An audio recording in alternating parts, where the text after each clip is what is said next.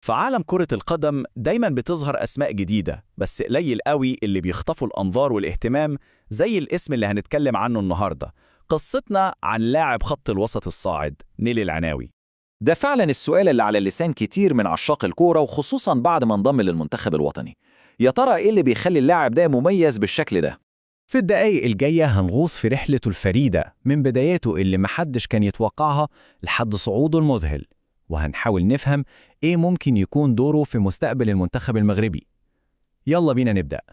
عشان نفهم قصة نيل كويس لازم نرجع لورا خالص للبداية، لعائلة رياضية ليها طابع خاص جدا. أيوة بالظبط كده، نيل هو ابن واحد من أعظم الرياضيين في تاريخ المغرب كله. يعني كان الطبيعي والمنطقي إن الناس تتوقع إنه يمشي على خطى والده في عالم التنس، بس القدر كان ليه رأي تاني خالص. الكلام ده من والدة بيل بيلخص كل حاجة. العيلة اتنقلت لبرشلونة ونيل كان لسه عنده سنتين بس، وفي قلب كاتالونيا المكان اللي بيتنفس كورة اتولد شغفه الحقيقي باللعبة. وده بيأكد ان ده كان قراره هو. يعني ممكن يكون اتدرب تنس عشان والده، بس قلبه كان في مكان تاني خالص. كان مع الكورة اللي كبر معاها في شوارع كاتالونيا، وفي الآخر هو اللي اختار طريقه بنفسه. طيب، من الشغف اللي اتولد في شوارع إسبانيا، نيل انتقل لفرنسا عشان يبدأ رحلته الاحترافية، رحلة هنشوف فيها تطور مش طبيعي. لو بصينا على الخط الزمني ده هنشوف المسيرة بتترسم قدامنا بشكل منطقي جدا. سنين طويلة من التكوين والتأسيس في ناديه الأم نانسي، وده اللي اداله قاعدة صلبة جدا. وبعدها جت القفزات الكبيرة، الأول لنادي لانس وبعدين العملاق الإيطالي روما. سنة 2023 ده كان المبلغ اللي دفعه نادي لانس عشان ياخده. ممكن يبان رقم متواضع، بس الحقيقة إنه كان استثمار هيثبت قيمته بشكل محدش كان يتخيله بالسرعة دي. متخيلين في خلال سنتين بس قيمته نطت للسماء. الرقم ده اللي دفعه نادي روما مش بس بيورينا قد ايه تطور بسرعة، لا ده بيؤكد انه بقى واحد من اهم لاعبي خط الوسط الواعدين في اوروبا كلها. ففترة لانس دي كانت فعلا نقطة التحول الحقيقية في مسيرته.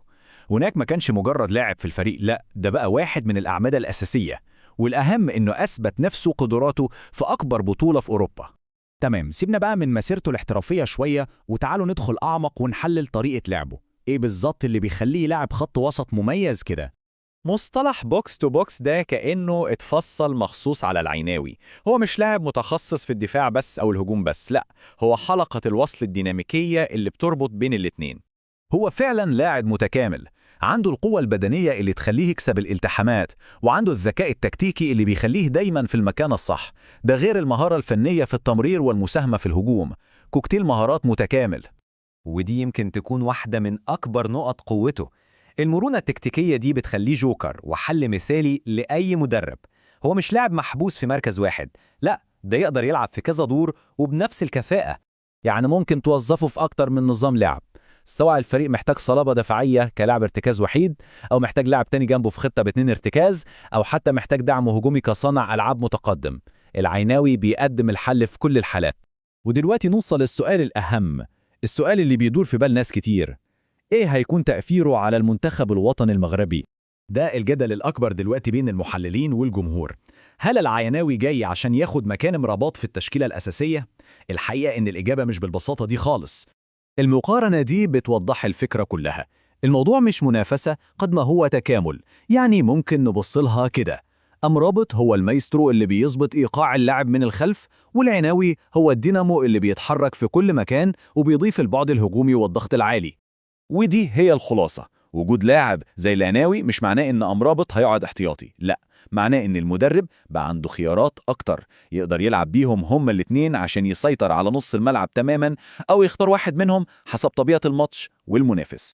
كلام اللاعب نفسه بيأكد إنه ملتزم وعنده رغبة قوية جدا إنه يمثل المغرب.